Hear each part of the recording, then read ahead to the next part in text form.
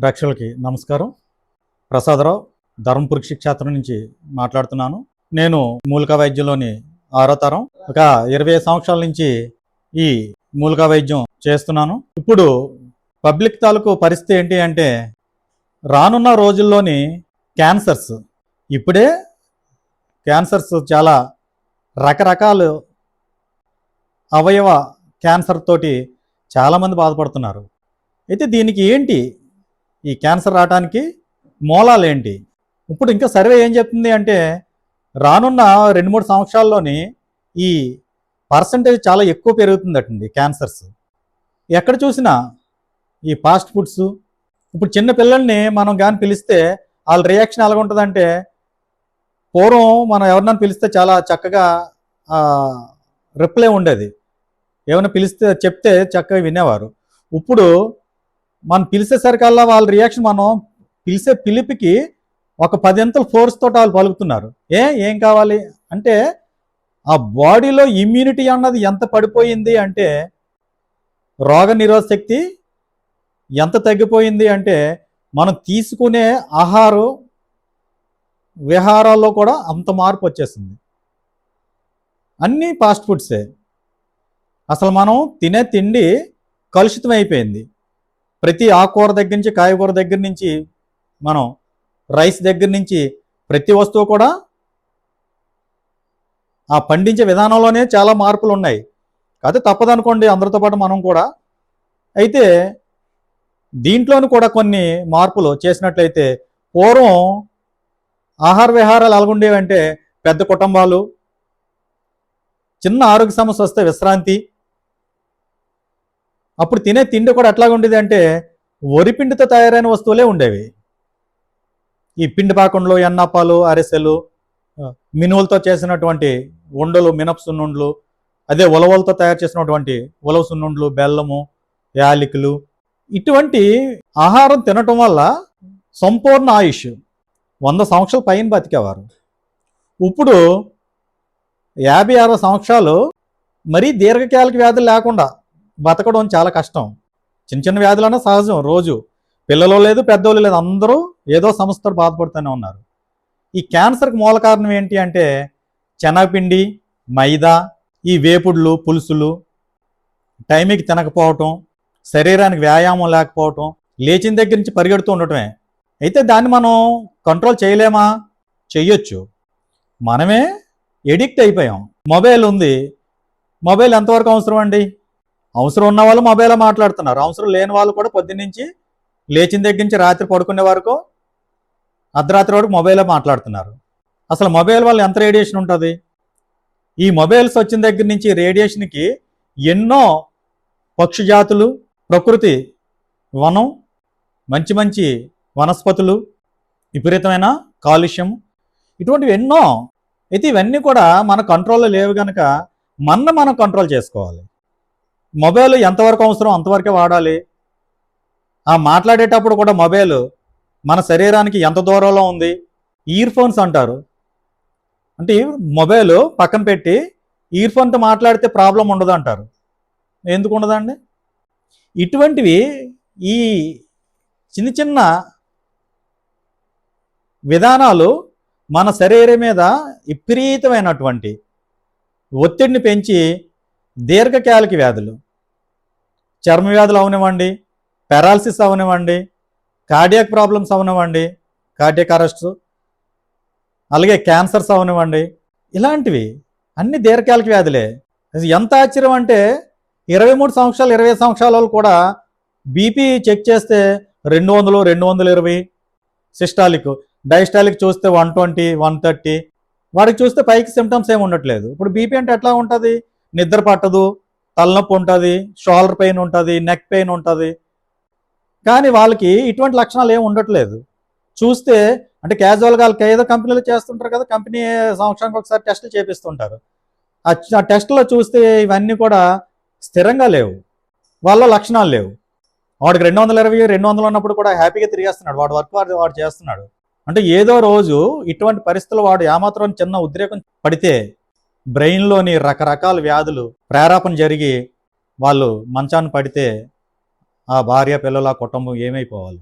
ఖచ్చితంగా మన ఆహార నియమాలని చక్కగా ఉదయం లేచినప్పటికీ మజ్జిగన్నం, చాలామంది పెరుగన్నం తింటారు. పెరుగు వేడి మజ్జిగ చలవ. చక్కగా మజ్జిగన్నం తినటం, చాలామంది ఫస్ట్ నుంచి లాస్ట్ వరకు కూర కలుపుతారు. తినే విధానం కూడా చాలా గొప్పదండి. మనం భోజనం చేసే విధానం కూడా చాలా గొప్పది. అసలు భోజనం చేసే విధానాన్ని మనం మాట్లాడితే ఒక రోజంతా కూడా చాలదండి. క్లుప్తంగా మాట్లాడతాను. పూర్వం ఏదన్నా ఫంక్షన్లు చేసేటప్పుడు, కథకార్యాలు చేసేటప్పుడు కూర్చోబెట్టి ఇస్త్ర వేసి ఒక్కొక్క ఐటెంని వడ్డిస్తూ ఉంటే అప్పుడు హాట్ లేదండి. చక్కగా ఒక బూరి, నెయ్యి, పప్పన్నం, ఒక 2 రకాల కూరలు, పులిహార, ఇవన్నీ కూడా ఎలా తినాలి? చేత్తో పళ్ళెం పట్టుకొని నించొని తింటాం కాదండి. డైనింగ్ టేబుల్ పెట్టుకొని తింటాం కాదు. మన కింద కూర్చొని ఒక పీట మీద పెట్టుకొని తింటాం కాదు. మనం మటం వేసుకొని కూర్చొని ఆ పళ్ళెంతో దగ్గర పెట్టుకొని వంగొని తినాలి. ఈ వంగొని తినడం వల్ల ఏమిటి లాభం అంటే, మనం తినేటప్పుడు కలిపి ఇలాగా వంగొని ఎప్పుడైతే తింటామో మన పొట్ట 25% ఫోల్డ్ అవుతుంది. ప్రతిసారి మనం వంగొని తినేటప్పుడు ఒక 25% ఫోల్డ్ అవుతుంది. అయితే మనకి ఎంత ఇష్టమైన వంటకం తిన్నప్పటికీ కూడా ఇంకా తింటే బాగుండు అన్నప్పుడు ఫోల్డ్ అయినప్పుడు మనకి చాలు అని చెప్తూ ఉంటుంది. పైకి లేచి చేయి కడుక్కునేటప్పుడు అరే కొద్దిగా తింటే బాగుండు అంటే 100%కి ఒక 75% తిని ఒక 25% ఎంటీగా ఉంచితే మనం తీసుకునే ఆహారం చక్కగా పచన శక్తి అవుతుంది, అంటే జీర్ణం అవుతుంది. చాలా ఆరోగ్యంగా కూడా వాళ్ళు ఉంటారు. ఇప్పుడు పరిస్థితి ఏమైపోయింది? ఒక ప్లేట్తో పట్టుకుంటాము, తింటూ ఉంటాము. ఒక 10 మంది ఉండి మనం తింటుంటే చెమటలు పడుతూ ఉంటాయి. ఆ తిన్న తర్వాత ప్లేట్ కింద పెట్టడానికి కూడా మనకి శ్వాస ఆడదు. ఆ చెయ్యి కడుక్కుందామంటే శ్వాస ఆడదు. అంటే నించోని 100% ఫిల్లింగ్ చేయటం వల్ల, 100% తినటం వల్ల అది ఏమి జీర్ణం అవుతుంది? ఇటువంటి పరిస్థితులు అనమాట. ఫాస్ట్ ఫుడ్స్ ఉన్నాయి రకరకాలు. అందులో వాడే ఈ టేస్టీ సాల్ట్స్ అవనివ్వండి, ఎంత ప్రమాదకరం అంటే ఇప్పుడు మనం వాడే సాల్టే కరెక్ట్ కాదు.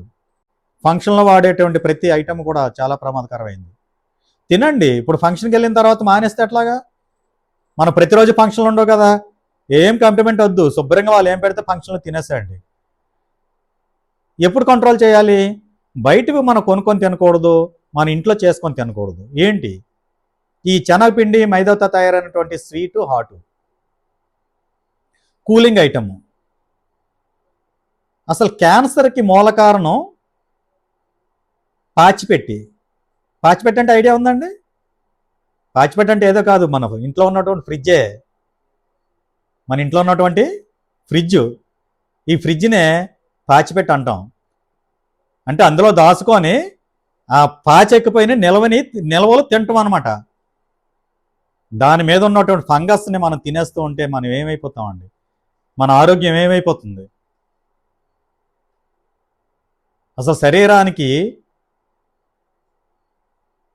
వాతావరణానికి సరిపడినంత కూలింగ్ కావాలి అనుకున్నప్పుడు, వేసవకాలం వచ్చింది, చాలా ఎండలు ఎక్కువగా ఉన్నాయి, మనకి చల్లగా తాగాలని ఉంది. ఎన్ని డిగ్రీలు ఉంది ఎండ అన్నదానికి, దానికి సరిపడా మీకు కూలింగు ఉన్నటువంటి మంచినీళ్ళు తాగాలి అనుకున్నప్పుడు చల్లదనం ఎన్ని డిగ్రీలు ఉందో ఎండ, దానికి సరిపడినటువంటి చల్లదనం కావాలి అనుకుంటే మీ శరీరానికి ఎటువంటి హానికరం లేకుండా మీ ఇంట్లోని ఒక టబ్లో ఇసుకేసి ఆ ఇసుక తడిపి దాని మీద ఒక కుండ పెట్టండి. చక్కగా కుండలో నీళ్ళు పోసి ఆ నీళ్ళు ఒక గాజు గ్లాసో ఒక స్టీల్ గ్లాస్ తోటి తాగండి. పొరపాటున మీ ఇంట్లోని అల్యూమినియం స్టీల్ పాత్రలు వాడుకోండి. అవకాశం ఉన్న వాళ్ళు కుండ వాడుకోండి. రెండోది, అసలు మన శరీరంలో ఎటువంటి జబ్బు ఉండకూడదు అంటే బయట కొనుక్కొని తినటం మానేయాలి. శనగపిండి, మైదా, కూలింగు ఇటువంటి వస్తువులు మానేసి ఇంట్లోని ఇందా చెప్పుకున్నాం కదండి, వరిపిండితో తయారైనటువంటి వంటకాలు, అలాగే ఇప్పుడు సోడిపిండి అట్లు, తోప, అంబలి, పిడికచ్చులు, కుడుము అంటాం కదండి, అలాగే గంటి కుడుము, ఇటువంటి మిల్లెట్స్తో బోల్డ్ ఉన్నాయండి తినడానికి. అసలు మనం మొదలు పెడితే రోజుకు ఒక ఐటెం తింటూ ఉంటే ఒక నెల రోజులకు మళ్ళీ తిరిగి ఐటెం వస్తుంది మనకి. అన్నీ ఉన్నాయి. ఇవన్నీ విడిచిపెట్టేసి ఈ శనగపిండి మైదాకి మనం ఎడిక్ట్ అయిపోయి రకరకాల జబ్బులు మనం తెచ్చి పెట్టుకుంటున్నాం.